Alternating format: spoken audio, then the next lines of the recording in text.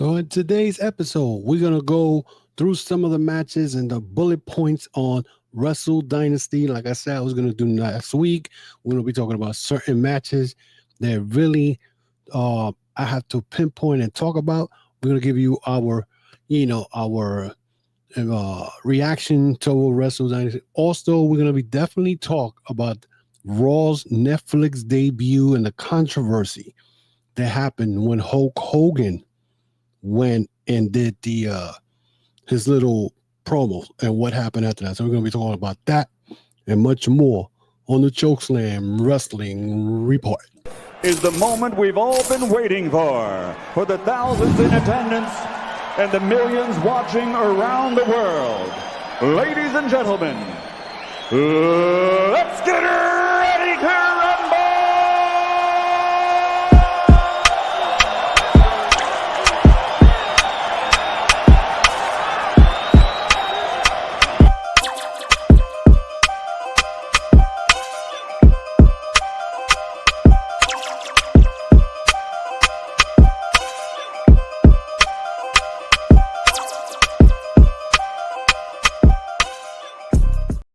Welcome to another episode of the Chokeslam Wrestling Report. I am your host, the infamous Ultimate One, and we're here with another episode 227. And we are going to be talking about Wrestle Dynasty and WWE's Raw Netflix debut. And we're going to give you our reaction to those two events that happened during the week and whatnot. So we're going to jump off right away with the Wrestling Dynasty. Now, Wrestling Dynasty, Wrestle Dynasty, I think that was the name of it, or Wrestling Dynasty, one of those, was a good pay-per-view. There was nothing wrong with the pay-per-view. All what I saw during this event was a lot of people pretty much, of course, hating on the event, hating on AEW, hating on New Japan, and people's reaction to Wrestle Dynasty was more of, well, AEW lent New Japan their wrestlers, some of their roster guys, so they could have a special event, a big event, when it sounded very dumb, in my opinion, because first of all, they just had Wrestle Kingdom 24 hours prior to Wrestling Dynasty. Okay. Wrestle Dynasty was one of those events where you had CMLL, Ring of Honor, AEW, and New Japan Pro Wrestling come together for an event that was out of this world. And the semi-main event match was ridiculous. Well, we're going to be talking about that. That's the Kenny Omega and Gabe Kidd match. But yes, we saw it all. We saw people hating on New Japan. Unbelievable. On New Japan. People talking about, all this nonsense and whatnot. We're also going to talk about Chris Charleston getting suspended by New Japan because of what he said about AEW. We're going to give you our reactions over that. So let's jump in and talk about some of the matches in this event. First of all, of course, we had the four-way international match between four women. We had CMML Pesofani, I think that was her name. She was real good. That's from CMML. And you had Willow Nightingale and Momo Watanabe and Athena. Now, Momo Watanabe is from Stardom. You have Willow from AEW. You have the Ring of Honor World Champion. And Pesofani was from CMML. This match was pretty good. These women put their heart out there. They did very well. I mean, Athena, who hasn't been pinned in over 700 something days. She's been the Ring of Honor World Champion for 2 years and whatnot. She did what she needed to do and whatnot. But I did not know that she was having already issues with Tekla, who is I believe this female Tekla from Stardom is going to be something big when she comes to the United States. And I won't be surprised if WWE go after her or AEW goes after her. But Tekla and Athena had the little issues before this event. Okay. So Momo Watanabe, who had just lost to the IWGP Women's Champion Watanabe not long ago, and she just wrestled Mercedes Moné like 2 months ago, 3 months ago, at New Japan Strong and whatnot. This Momo Watanabe has been a force to reckon with in Stardom. So this match was pretty good. Was going back and forth with all these young ladies going at it, and sure enough, these women were doing what they usually do. Athena wrestling, that's how she wrestles. But the biggest, I believe, was an upset, to be honest, and biggest surprise was Athena getting pinned by Momo Watanabe. Now, again, like I said, Ring of Honor's world champion, Athena has not been pinned in 2 years. By her getting pinned in this match, pretty much now looks like Momo Watanabe will be her challenger come Clash of the Champions. I mean, not Clash of the Champions, I'm sorry. Well, I'll say Clash of the Champions. Super Car of Honor. That's what I meant to say. So Super Car of Honor. It may be Momo Watanabe against, Athena somewhere down the line, because I believe on Monday, Athena's wrestling Tekla for the Ring of Honor World titles on the line.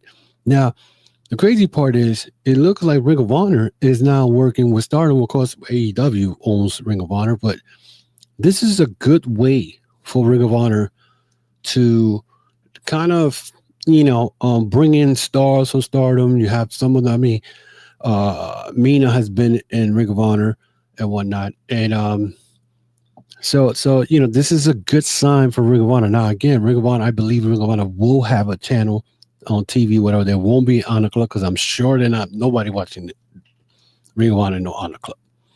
So with Athena right now getting pinned by Momo Watanabe, and now she's wrestling Tekla in a couple of days, this is going to be very interesting, and it pretty much shows where is Ring of Honor going to go for 2025, which it was pretty good. Like I said, that's a good sign. To me, that's a good sign for Ring of Honor. People are going to talk. WWE, trolls are always going to talk crap about any promotions if it's not WWE. So at this point, if you're really a professional wrestling fan, you shouldn't even listen to none of these trolls and whatnot. And I'm going to tell you why in a little while when I get to the Netflix part. And another match that really caught my eye was the Mercedes Moné versus Mina Shirakawa for the Rev Pro title. Now, Mina Shirakawa came in with another title, I think from Stardom, called Queen of something. I can't read the front because every time I try to read it, I can't read it. But Mercedes Moné has become the Kenny Omega from 3 years ago, collecting belts. The woman walking around with 4 different titles. She has a TBS title. She got the New Japan Strong title. She got the Rev Pro title and the Queen of whatever from Stardom. So she's a champion in 4 promotions. Now, of course, the Mercedes Moné haters and the people who automatically, oh, she's garbage, she's this. But when she was in WWE, we weren't hearing none of this. And why not? Now, let's say it's tomorrow she was to drop all those belts and go back to WWE, we won't be hearing none of that. The fact that Mercedes Moné right now has 4 different belts from 4 different companies, okay, goes to show you where she's trying to take women's wrestling. Now, is she helping AEW with this thing? Maybe, but then again, some of the AEW females has gone to Japan, which is Anna Jay was one of them. Of course, Willow was the other one in there. So this kind of helped the division. Now, I don't know what they're going to do with this, with the Mercedes Moné, because now she's walking around with 4 belts. Now, my thing with her walking around with 4 belts, when is she going to wrestle Mariah May for the world title? Because she's the TBS champion.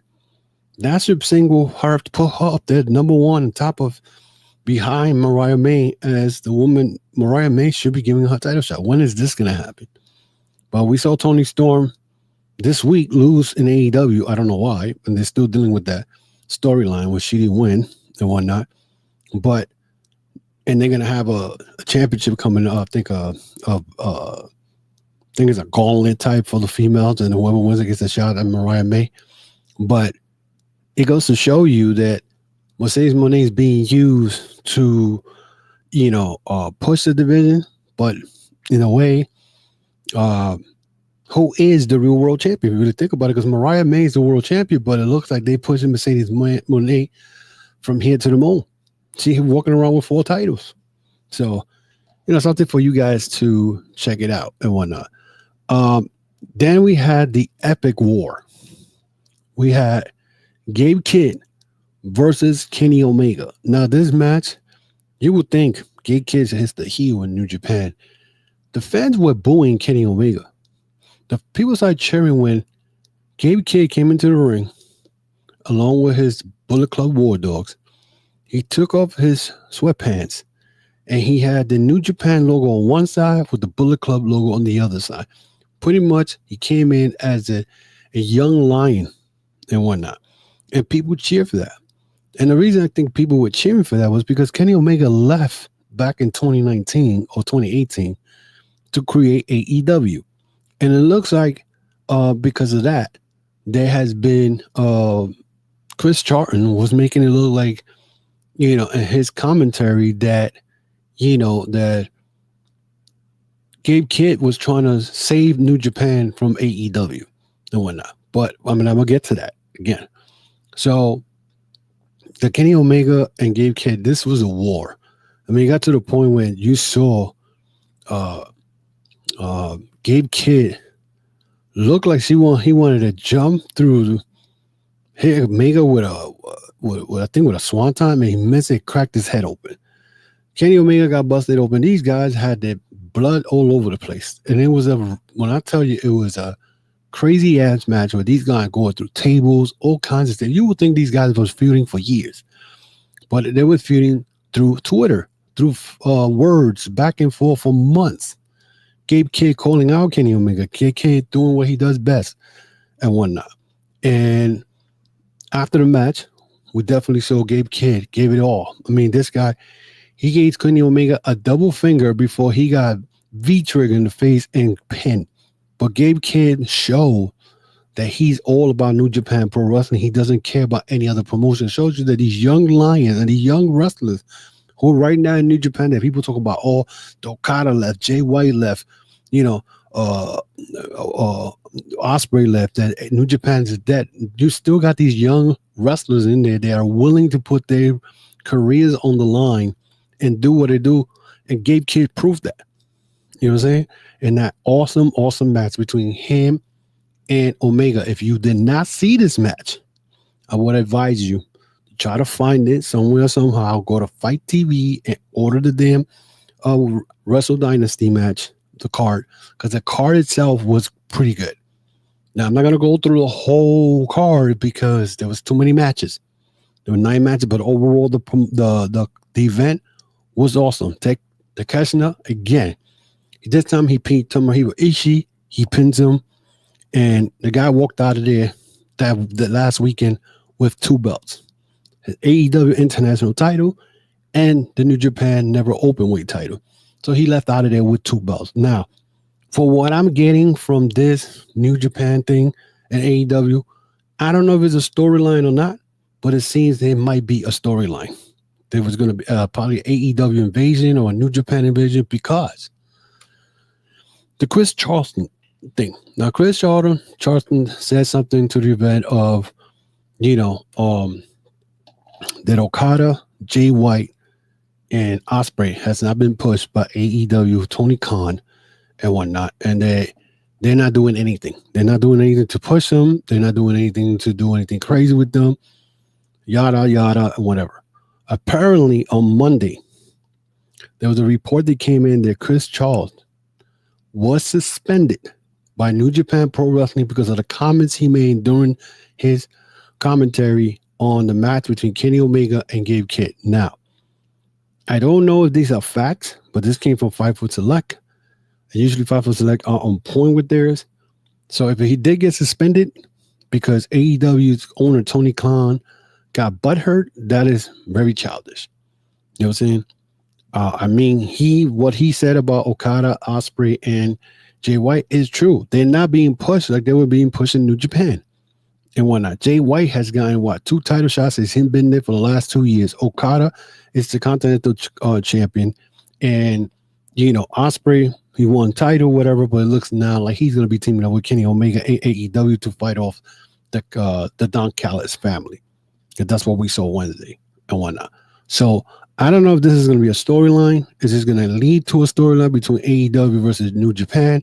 And the whole thing with Chris Charlton is just a, he did get suspended and is all a work.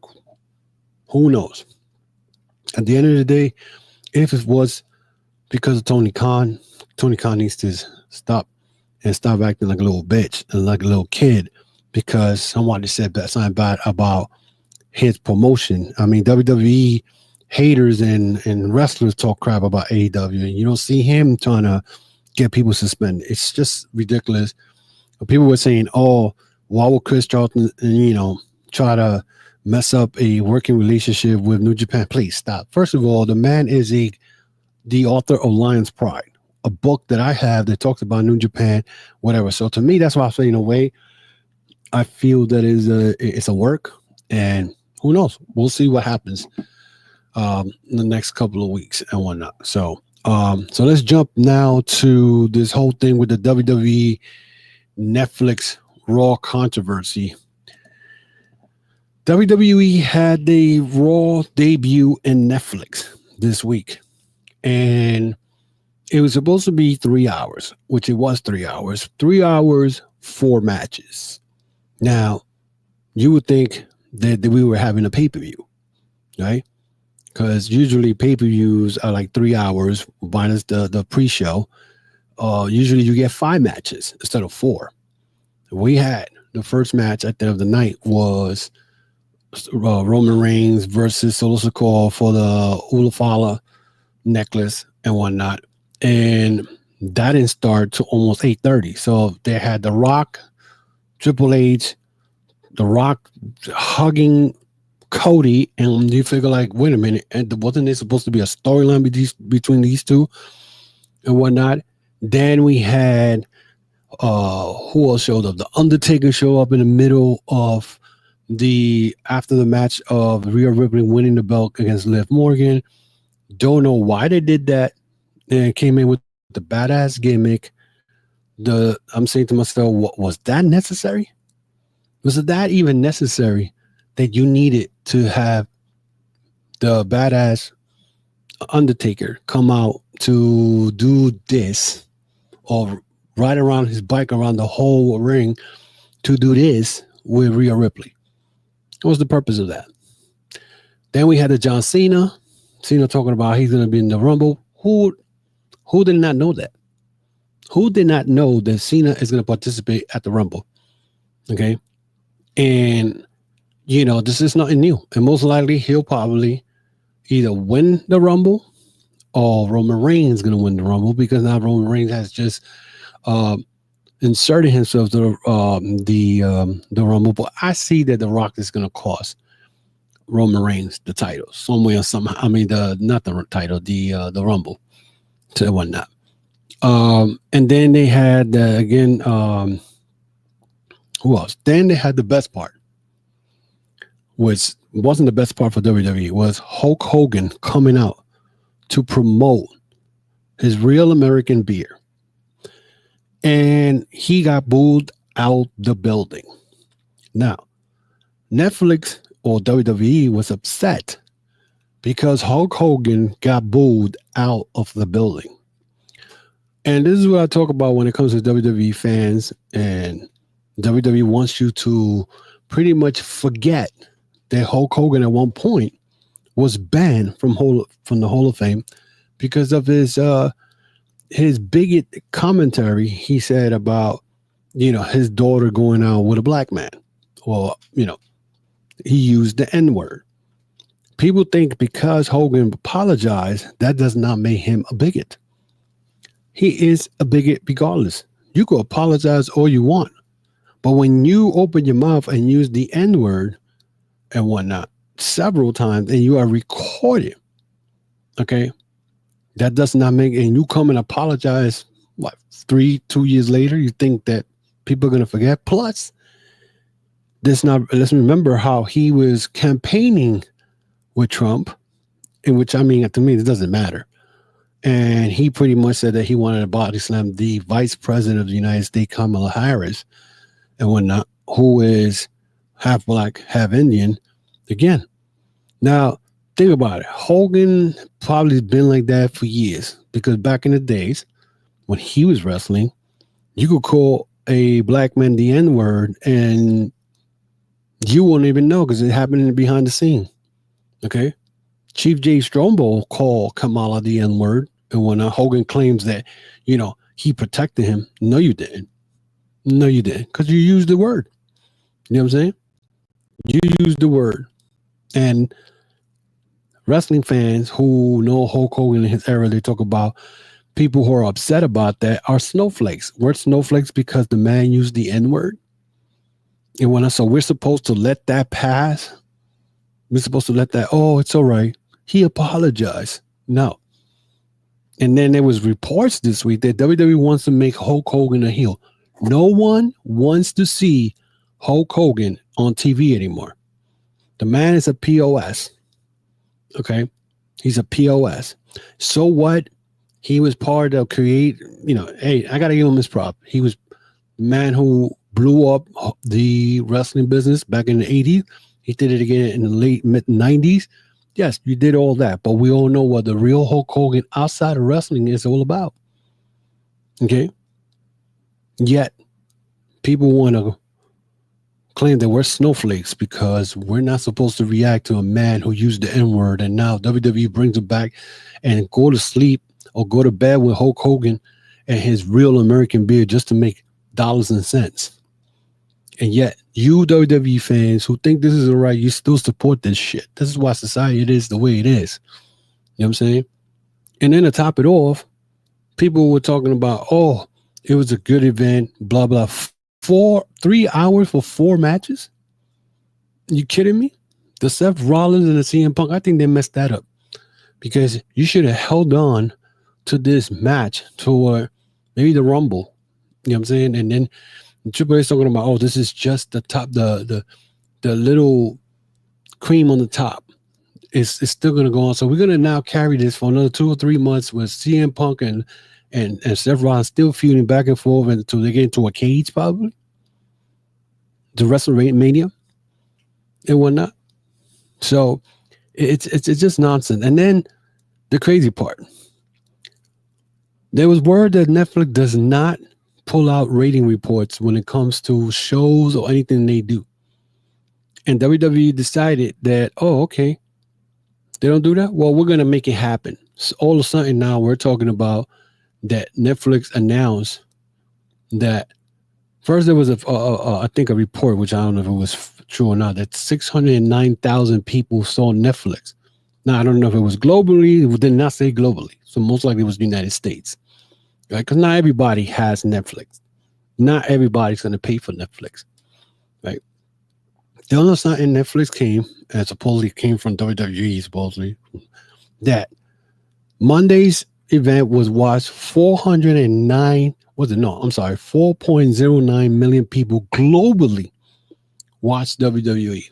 Now, what's funny to me is someone put, oh, it's double from last year. Now, it's not double from last year because last year the ratings were from the United States. It wasn't globally like they saying. So that's how you know that these people are full of crap. Okay? Because now they want to count it globally and whatnot. And if it's globally, it's kind of stupid because how many people are staying up, getting up at 3, 4 o'clock in the morning to watch Monday Night Raw and whatnot on Netflix on the other side of the pond? You know what I'm saying? And if there is, you want to start counting 4.09 million, they watched Netflix this week, WWE Raw globally. So then let's talk about the AEW. AEW has Max. AEW has Max International. Now come then and put that out. You know what I'm saying? And I'm sure AEW is being watched, not globally, but some places across the world that watch AEW. Now with Max across the other side of the pond, I'm sure they got over 2 million, 3 million people that watch it. So it sounds to me it's real stupid to now you ain't got no ratings now on TV on Monday. Now you want to go and pull out 4.09 million watch Netflix and Raw. But like I said, who's gonna keep watching 3 hours of Raw when you only got 4 matches?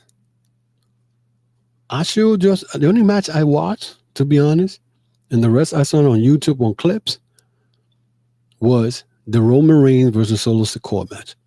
What I didn't get was Kevin Owens coming out.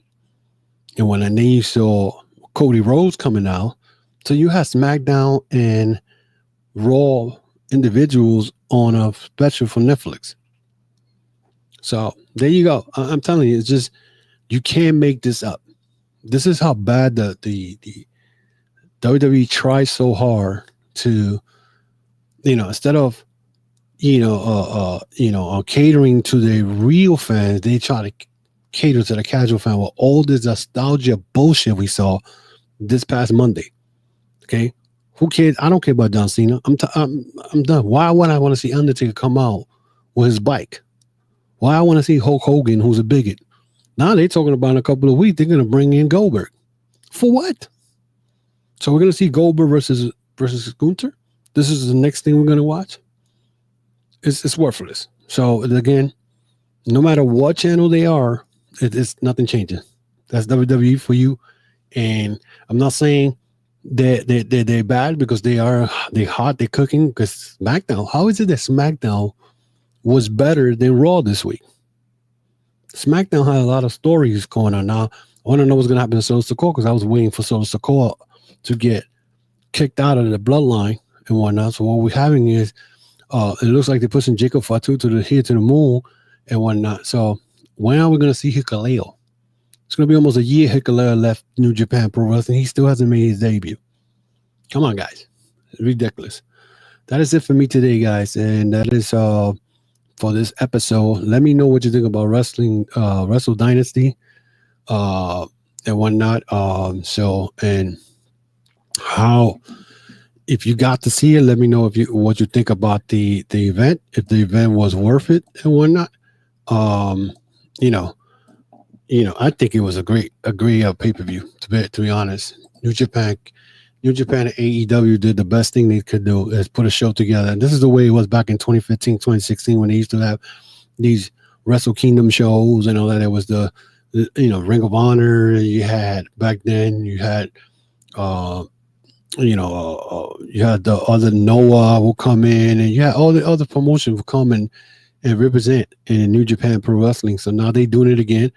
And I think it was a great card. And I think they should be doing that. And I don't know. Now, the question is this going to be a storyline between AEW and New Japan, like a trade-off back and forth? Because now Gabe Kidd just said that the Continental Classic is a fake G1 Climax event.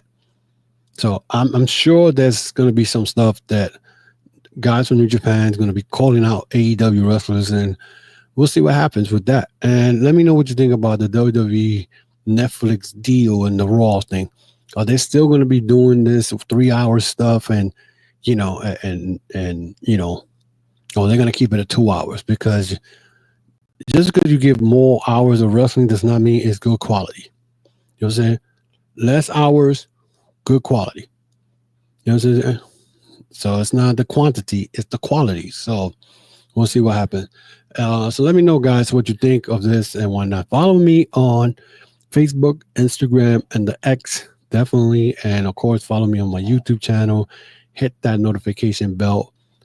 Hit that thumbs up. That will help us a lot and whatnot. Let us know what you think of the Chokeslam Wrestling Report. Also, check out the podcast store, t-shirts, hats, hoodies. Go to tcwr.veryinkpressive.com. That's tcwr.veryinkpressive.com, and let me know what you think of the actual website. Get your shirt, t-shirts, hoodies, and all that stuff. Also, this is a podcasting network and whatnot. Let us know what you think. Again, subscribe to the YouTube channel, and we'll definitely appreciate it. Until then, guys, we'll see you next week with more Chokeslam Wrestling Report. and whatnot. And hope to see you guys next week.